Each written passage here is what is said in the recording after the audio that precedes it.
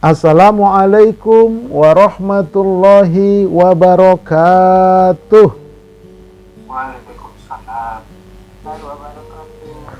Alhamdulillahi hamdan thayyiban mubarakan fih kama yuhibbu rabbuna wa yardah.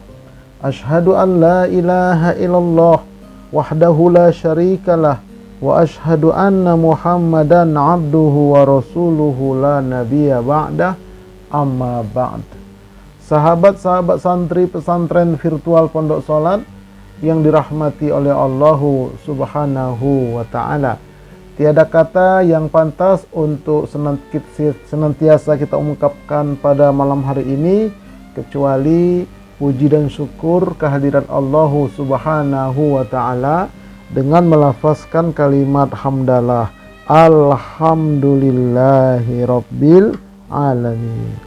Salawat beruntaikan salam semoga senantiasa Allah sampaikan keharibaan uswatun hasanah kita Nabi kita Muhammad sallallahu alaihi wasallam. Baik, para santri pesantren virtual Pondok Salat yang dirahmati oleh Allah Subhanahu wa taala, seperti biasa saya informasikan, selain kita mengadakan pesantren virtual ini, saya juga punya kajian juga, majelis studi dakwah terapan center.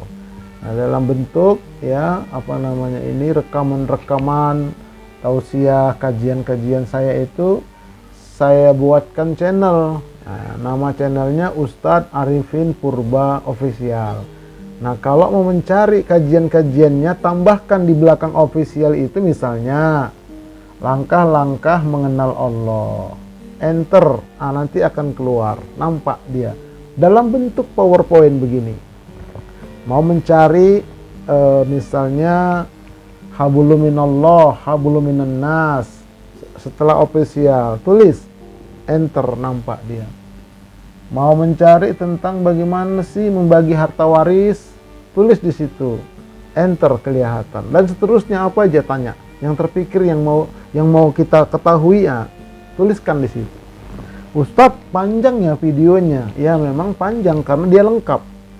Nah, jadi kalau misalnya setengah kajian ada perlu atau capek, matikan aja dulu. Nah, nanti dilanjutkan lagi. Bisa seperti itu dia.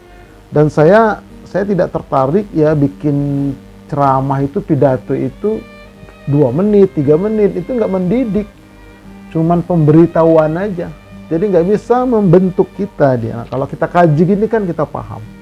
Oke, tapi jangan lupa subscribe, like, and share, serta komen.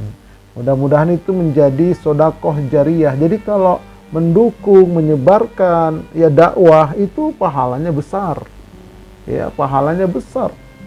Kenapa? Karena dia sodakoh jariyah. Orang mengamalkan, nah kita ngajak ini, kita share ini, orang ikut. Nah itu pahalanya kita dapat seperti yang dia dapat, tanpa mengurangi pahala orang yang kita ajak itu.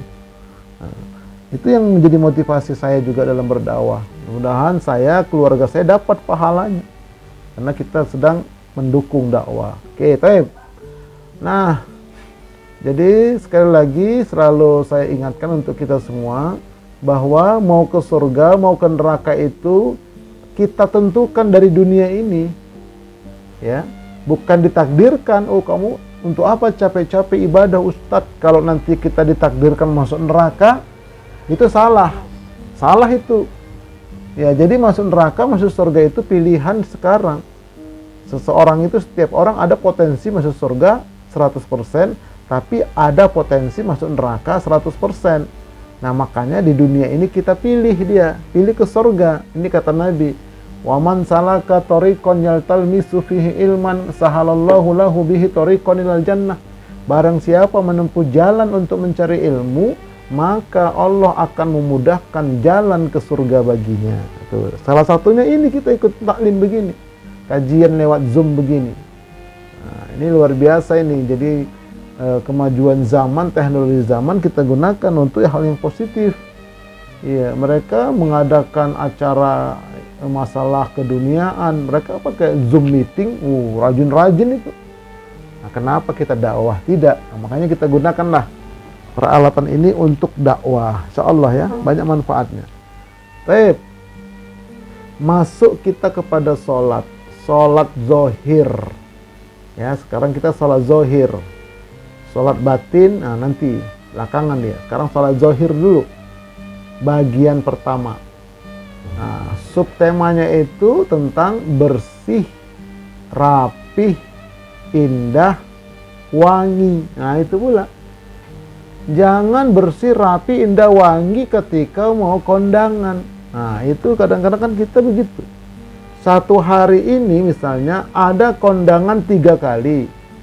3 kali ganti baju dia. 3 kali ganti jilbab. 3 kali ganti sepatu.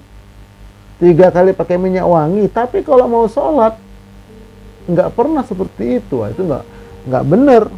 Justru ketika kita mau sholat, nah kita harus betul-betul kita perhatikan. Jangan asal begitu. Mukena jangan yang udah bintik-bintik hitam dipakai terus. Sajadah udah bau tengi masih dipakai terus. Baju kaos bau keringat masih dipakai terus. Nggak pakai minyak wangi pun. Kalau sholat sendiri pakai minyak wangi. Nah itu nanti kita lihat nanti. Jangan mau kondangan aja. Apalagi ibu-ibu itu di rumah, Bu. Kalau ke masjid jangan pakai wangi-wangian, itu memancing nanti sedikit aja lah. Tapi kalau ibu sholat di rumah, pakai itu minyak wangi. Itu tuntunannya, ya. Mari kita lihat ya. Supaya apa? Supaya sholat kita itu nuansa kekhusyuan itu ada jadinya. Jadi itu situasi itu nanti bisa membawa kita lebih khusyuk. Oke ya, ayo kita lihat persiapan sholat zahir sebelum menegakkan sholat, persiapan zohir. Apa aja yang harus kita persiapkan secara zohir ini sebelum kita sholat? Baik sholat sendiri, apalagi sholat berjamaah.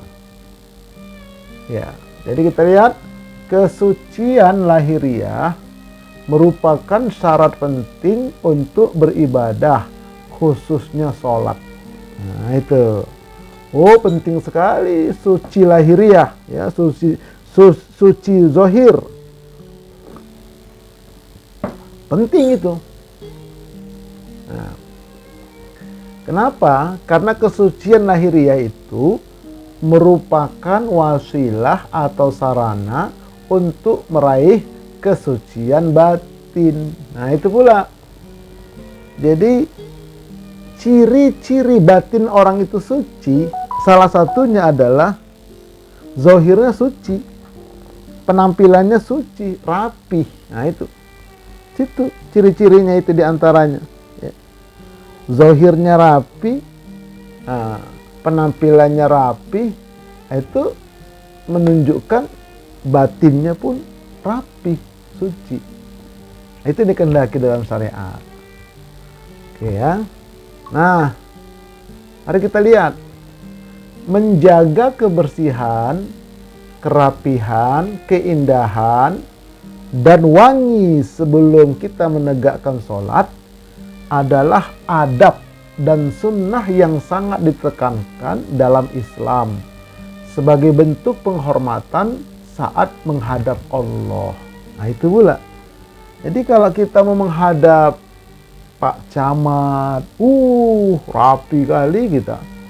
Iya, mau ketemu Pak Camat nih, mau ketemu pejabat nih, rapi, luar biasa, dandan setelah habis. Tapi begitu mau sholat, tadi itu sekenanya, seambil-ambilnya, baju seambilnya aja dah, nggak disiapin. Mukena setariknya aja, sarung juga sambil jalan sambil nari, gitu. Nggak ada persiapan. Jangan begitu. Nabi itu dia persiapkan baju khusus ketika mau sholat, jubah khusus. Tuh, ada yang warna hijau itu jubah Nabi, ada yang warna merah. Khusus dia.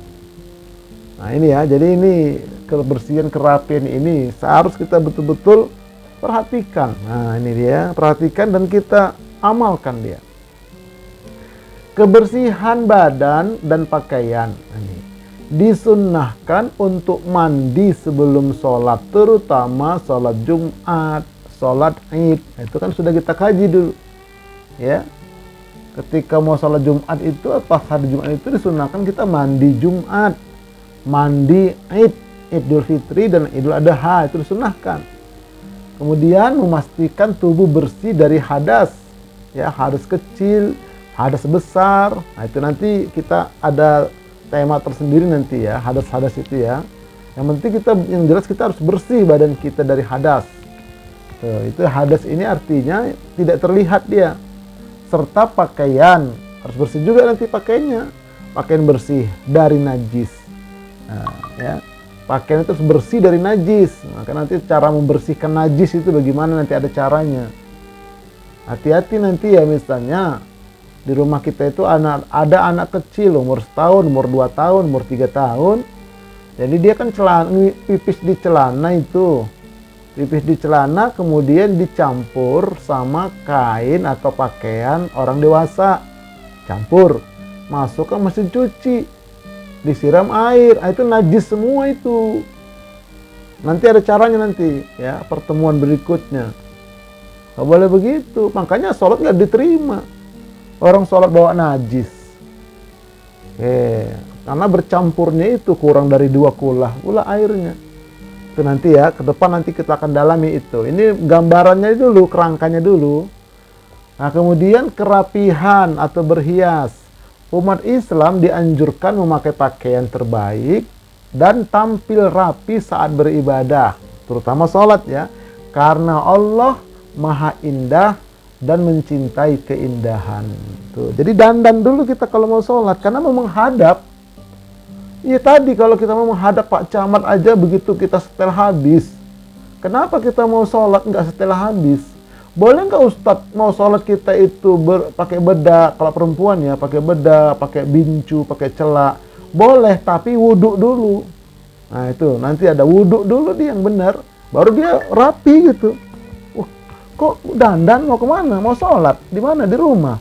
Loh, memang mau pergi? Kata orang begitu. Nah itulah salah. Jadi anggapan orang kalau dandan itu mau pergi aja. Enggak dong, mau sholat dandan. Tuh, mau sholat dandan. Ya. Nah kemudian wangi-wangian. Nah ini juga nih. Ya, laki perempuan ini. Oke, atau parfum. Memakai parfum atau wangi-wangian seperti kasturi itu sangat dianjurkan bagi laki-laki ya, mau di rumah atau keluar rumah, terutama untuk sholat Jumat dan sholat berjamaah di masjid. Bagi perempuan di rumah pakai wangi-wangian, minyak wanginya itu jangan dibeli aja disimpan, jangan pakai. Untuk apa? Untuk ibadah, untuk sholat di rumah ya kalau perempuan makainya ya. Tuh, besar pahalanya ya. Nah, kemudian kebersihan tempat sholat. Jadi tempat sholat juga harus bersih, sajadahnya bersih, lantainya bersih. Betul-betul dirapikan di tempat. Iya, betul-betul dirapikan, bukan baru tapi bersih, rapi, ya. Sajadahnya, ya. Kemudian wangi-wangiannya untuk menambah kekhusyuan. Tuh. Jadi bila perlu sajadahnya dikasih minyak wangi lah. Begitu kita sujud, nah tercium wangi itu. Tapi minyak wangi yang kita suka. Ya. Oke, nah berikutnya lagi adalah refleksi diri. Tampilan yang bersih dan wangi mencerminkan kesucian hati, kesucian jiwa, dan ketaatan kepada Allah Subhanahu wa Ta'ala. Tuh, nanti kejiwaan kita dia akan tumbuh ya. Akan tumbuh kekhusyuan. Kenapa? Karena mencium wangi. Coba kalau kita lagi sholat tiba-tiba tercium wangi busuk, wah udah nggak enak gitu, udah nggak enak. Apalagi tadi itu sholat subuh, kita datangnya agak terlambat, ternyata di belakang masih ada yang terlambat di samping kita, pula dia berdirinya. Mana dia pakai pakaian tidur yang udah bau iler itu, nggak sikat gigi pula dia. Ketika dia baca Al-Fatihah, uap mulutnya itu kecium sama kita, udah terganggu kita konsentrasi kita. Nah, oleh karena itu ya harus bersih-bersih betul-betul, sikat gigi yang rapi, pakai sabun wangi, ya itu. Jadi nanti dia akan menumbuhkan kekhusyuan. Ya, taib. Nah, sekarang kita lihat persiapan lahiriah itu disebut dengan toharoh. Ya, toharoh. Namanya toharoh. Nah, apa pengertian toharoh itu, Ustaz? Toharoh ini bahasa Arab ya. Kita lihat.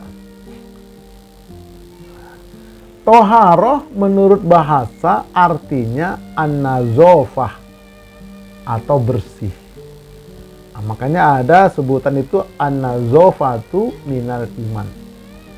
Toharoh. Toharoh itu arti an-nazofah, artinya bersih. Adapun menurut istilah ilmu fikih, toharoh adalah mengangkat hadas besar dan hadas kecil. Nah, diangkat dia dari mana? Dari tubuh kita. Cara ngangkatnya bisa wudhu, nanti bisa tayamum, bisa mandi hadas. Nah, itu dia nanti cara mengangkatnya. Kita belum kaji itu ya.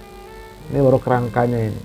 Kemudian menghilangkan najis. Nah, menghilangkan najis dari badan kita, dari pakaian kita, dari tempat sholat kita, dibersihkan itu. Ada najis ringan, ada najis sedang, dan ada najis berat. Nanti ada cara-caranya dia. Oke, itu ya, itu namanya toharoh. Nah, adapun toharoh secara umum, ini ya secara umum, satu, membersihkan lahiriah. Yang kedua, membersihkan diri dari dosa-dosa. Nah, ini secara batiniah, makanya kan kita kalau habis wudhu itu berdoa. Allahumma ja'alni minat tawabin wa ja'alni minal mutatahhirin. Nah, itu dia. Minal mutatahhirin itu maksudnya jadikan jiwaku ya Allah bersih. Bersih daripada dosa-dosa. Kenapa sholat kita nggak bisa khusyuk, batin kita? Karena batin kita banyak dosa. Dosa itu kotoran.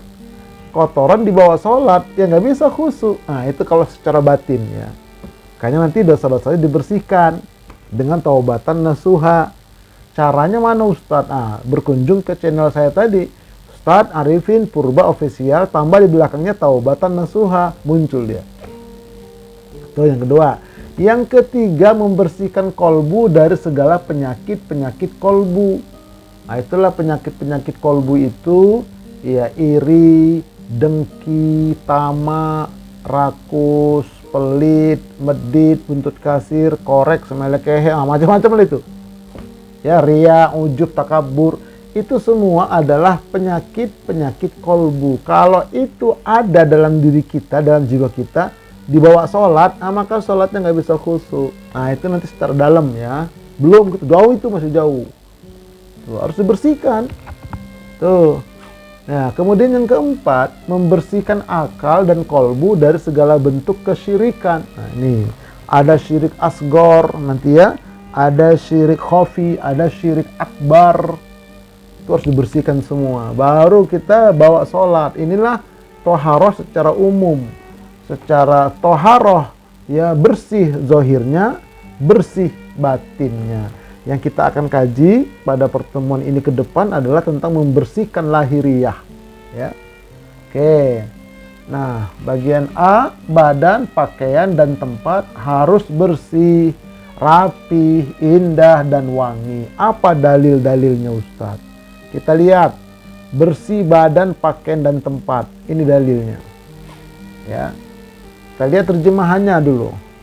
Bersih adalah setengah dari iman. Nah, ini yang selama ini kita dengar ya, at-tuhuru syatrul iman. Bersih itu adalah setengah dari iman. Artinya kalau orang itu bersih, berarti dia sudah punya setengah iman. Setengahnya lagi dari yang lain-lain.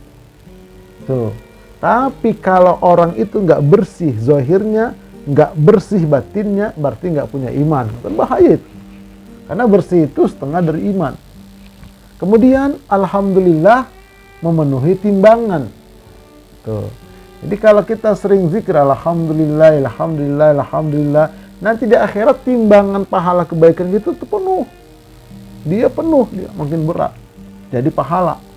Kemudian subhanallah dan alhamdulillah keduanya memenuhi. atau salah satunya memenuhi apa yang ada antara langit dan bumi. Jadi kita baca sekali ya, subhanallah, mil as-samawati wa mil al-ardi wa mil ama bainahuma min syai'in ba'du. Tuh, harus kita baca begitu. Ya, supaya bacaan kita alhamdulillah dan subhanallah itu pahalanya memenuhi langit dan bumi di antara keduanya. Kemudian sholat adalah cahaya. Tuh, ini hadis sahih ya. Sholat adalah cahaya.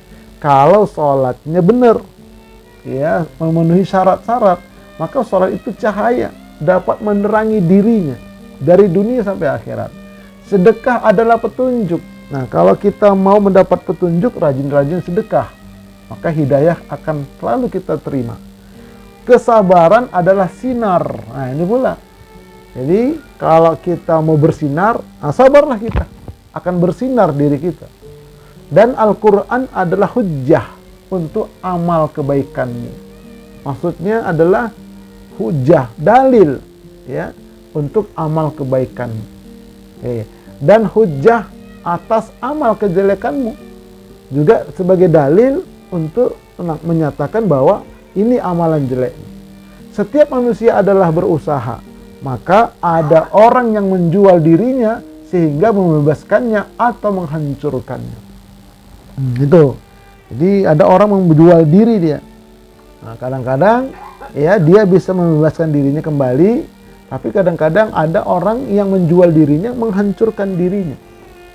Ya, artinya menjual diri itu menjual akidah, menjual keyakinan. Ya, gara-gara apa namanya itu, hal-hal yang duniawi, ya, dakwah itu dia tinggalkan misalnya. Atau perkara-perkara yang itu terlarang, dia tabrak misalnya. Nah, itu karena mengejar dunia. Na'udzubillah min dzalik. Tapi inti di sini adalah bersih adalah setengah dari iman. Oleh karena itu kita sebagai orang muslim wajib bersih. Nah, jadi kalau mau menilai, ya ini ya, apalagi misalnya kita mau melihat ustadz lah bertamu, lihatlah di rumahnya, bagaimana rumahnya, halamannya bersih, rapi enggak. Dan terutama kamar mandi, itu menilai orang itu di kamar mandi, bersih apa enggak kamar mandinya. Nah, makanya kalau kita di rumah sebagai tuan rumah, ada informasi tamu mau datang, nah itu harus bersih-bersih itu. Iya, walaupun misalnya nanti nggak datang pun tamu tetap harus bersih. Tapi setidak-tidaknya kalau datang tamu bersih, karena itu tolak ukur iman orang di rumah itu. Oke, ya. Nah, kemudian Allah menyukai yang bersih-bersih. Ini kita lihat dalilnya ya. Sesungguhnya Allah maha baik. Nah, ini dia. Sesungguhnya Allah itu maha baik. Innallaha thayyibun. Baik. Kemudian, dan menyukai kebaikan. Ya, menyukai hal-hal yang baik. Maka, ya, maha bersih. Allah itu maha bersih. Ya. Allah itu maha bersih. Ya, kemudian Allah itu menyukai kepada yang bersih-bersih. Allah itu maha pemurah. Dan Allah itu menyukai kemurahan. Nah, jadi kemurahan maksudnya murah membantu, ya, murah tangan lah, pokoknya murah beride gitu. Maha pemurah suka memberi, membantu, dan maha mulia, dan menyukai kemuliaan. Nah, jadi kalau kita mau dimuliakan Allah, muliakanlah diri kita, muliakanlah orang lain. Karena itu bersihkanlah diri kalian. Nah, itu zahir batin. Aku mengira dia berkata, halaman kalian, bersihkan juga halaman kalian. Dan janganlah kalian menyerupai orang-orang Yahudi. Orang Yahudi itu nggak bersih sebetulnya berdasarkan hadis ini. Oke, nah, rapih dan bersih. Ini hadisnya, kita lihat terjemahannya. Rasulullah SAW mendatangi kami. Ya, kata Jabir, sahabat Nabi. Lalu beliau, Nabi ini melihat seorang laki-laki yang rambutnya acak-acakan, gak disisir. Maka beliau bersabda, tidakkah orang ini mendapatkan sesuatu yang dapat digunakannya untuk merapikan rambutnya? Bisa nggak dia itu mendapatkan sisir, kira-kira gitu. Kemudian beliau ya juga mendapati seorang laki-laki yang bajunya kotor. Ya, beliau bersabda lagi, tidakkah orang ini mendapatkan air hingga ia dapat mencuci bajunya? Jadi artinya apa? Kita disuruh menyisir rambut yang rapi. Ini terutama laki-laki, rapi disisir dia, pakai topi misalnya. Nah, baju pun wajib disuruh bersihkan baju, dicuci, daki-daki dicuci. Jadi pakainya bersih rapi terus. Apalagi di dalam sholat. Nah, jadi kalau mau sholat itu nyisir dulu kita. Saya gitu, masalah nyisir dulu saya, baru pakai peci rapi menghadap Allah. Tuh, begitu. Apalagi di rumah. Iya, di rumah, ibu-ibu di rumah itu. Oke, ini ya. Nah, kemudian sederhana, tidak terlalu mewah. Ini pula pakaiannya ya.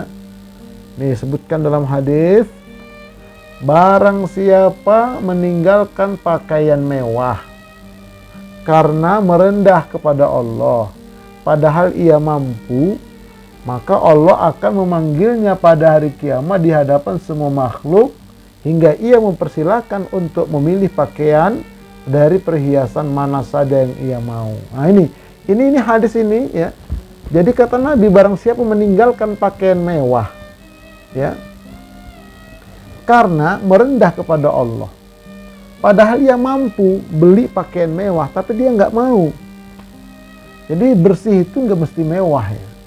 Mewah itu misalnya begini, mewah itu dia beli baju di di butik modis yang internasional, yang harganya wah, dia mampu sebetulnya beli itu, tapi dia nggak beli.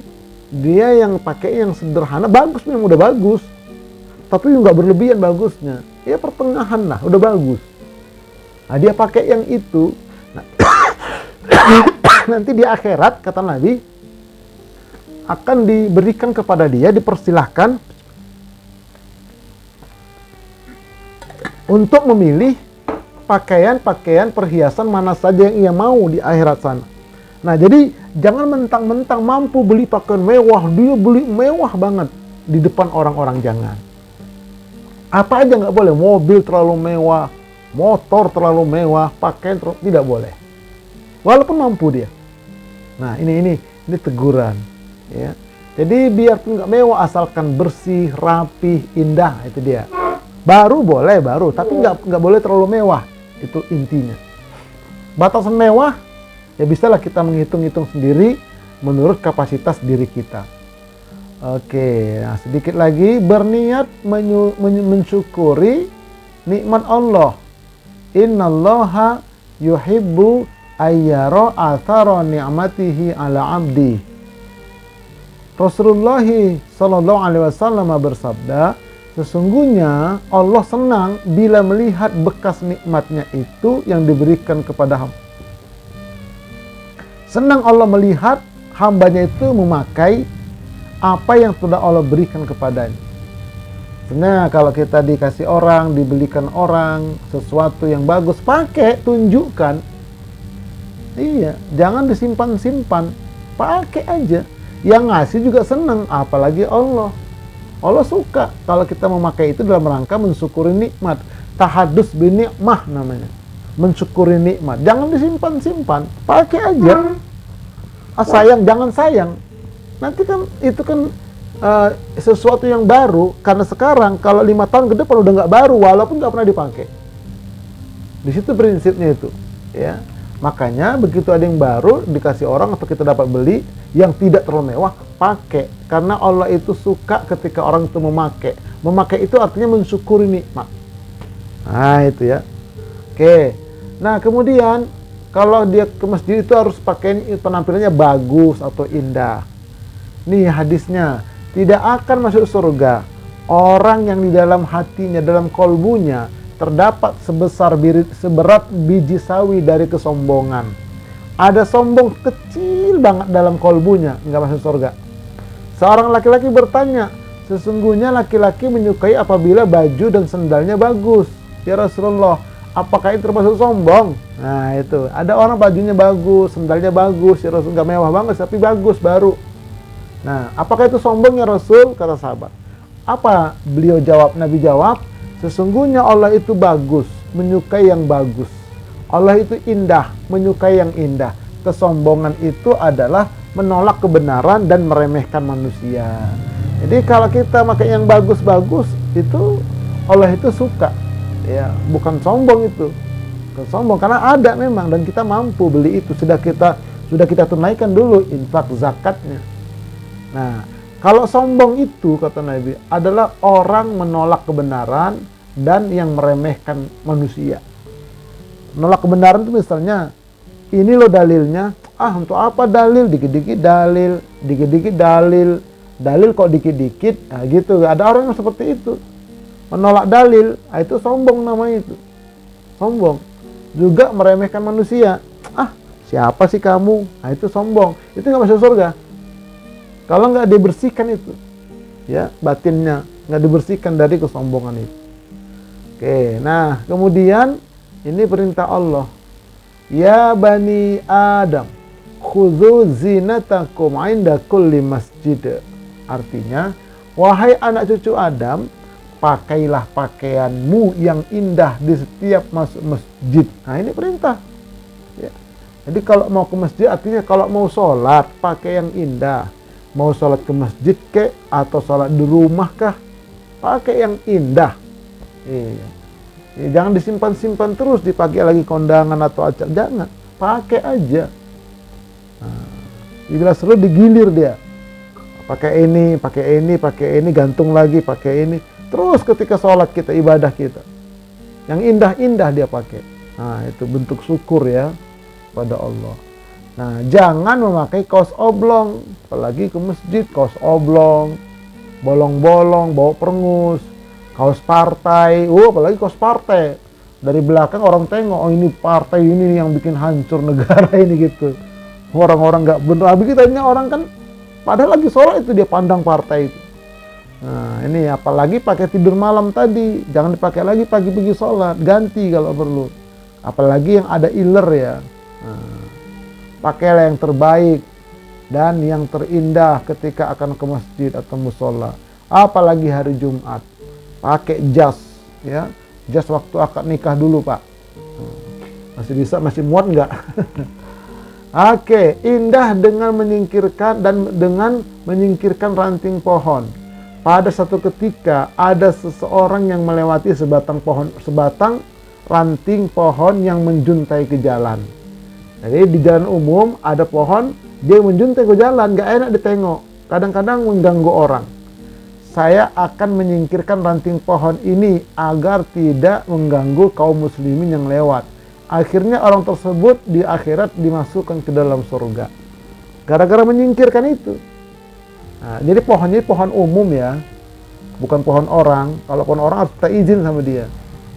Ya, atau kalau di jalan-jalan kampung itu ya ada pohon dia menghalang, ada yang tumbang, nah itu disingkirkan. Nah itu. Tapi niatnya tadi itu adalah untuk menyingkirkan ranting pohon dan karena supaya rapih. Nah, itu nanti di akhirat dia dimasukkan ke dalam surganya Allah Subhanahu wa taala. Ringan amalannya. Oke, nah memanfaatkan lahan kosong. Barang siapa menghidupkan tanah mati, membuka lahan baru, maka tanah itu menjadi miliknya dan tidak ada hak orang lain memiliki tanah secara zalim. Nah, jadi ini zaman dulu lah ini, zaman sekarang ya. Zaman sekarang ini kalau kita punya lahan di Jabodetabek misalnya, ada 5.000 meter, 10.000 meter kosong, padahal kan masih bisa ditanamin dia. Nah itu ditanamin, jangan dibiarkan dia mati. Nah itu terlarang itu dalam Islam. Ya, tapi kalau kita tanami dia, kita hidupkan berkah sambil menunggu laku misalnya. Nah wangi-wangian, sesungguhnya ini adalah hari raya yang telah Allah jadikan bagi kaum muslimin. Barang siapa menghadiri salat Jumat, hendaklah mandi. Jika mempunyai minyak wangi, hendaklah mengoleskannya dan hendaklah kalian bersiwak atau bersikat gigi. Nih kalau mau sholat sikat gigi, bersiwak dia, supaya nggak bau mulut kita. Pakai minyak wangi kalau punya, oleskan dia ke badan, atau ada yang model disemprotkan. Baik sholat wajib maupun sholat sunnah lainnya, apalagi sholat Jumat. Oke. Kemudian memberikan wangian pada masjid. Dari Aisyah yang berkata, Rasulullah SAW bersabda, memerintahkan untuk membangun masjid di tempat yang banyak rumahnya. Jadi kalau bikin masjid itu harus banyak rumah, harus ada rumah penduduk. Lah bikin masjid di kampung, di hutan, nggak ada orang ke sana. Nah, jadi yang banyak penduduk bikin masjid sekitar situ. Dan juga memerintahkan untuk membersihkan masjid itu senantiasa, serta memberikan wangi-wangian dalamnya disemprot itu. Kan ada parfum Ka'bah itu. Ya, ada parfum Madinah semprot itu jadi wangi. Itu makanya kan di Masjidil Haram itu Hajar Aswad itu disemprot itu. Dikasih minyak wangi nih, sama kiswahnya itu. Jadi wangi di mana-mana. Oke, nah kemudian memakai wangian pada saat sholat Jumat. Ya, kita lihat nih pada sholat, dijadikan kesenanganku dari dunia ada pada wanita dan minyak wangi, dan dijadikan penyejuk jiwaku ada dalam sholat. Jadi sholat itu bisa menyejukkan jiwa kalau tercipta suasananya itu suasana yang nyaman. Nah, di antaranya itu ada minyak wangi yang kita suka menciumnya. Nah itu, nanti sholatnya jadi penerang dia, insya Allah. Oke, baik ya. Insya Allah kita akan bersambung nanti tentang cara mencuci pakaian, mencuci yang terkena najis dan seterusnya. Ya, insya Allah pada pertemuan yang akan datang. Wallahu a'lam bishawab.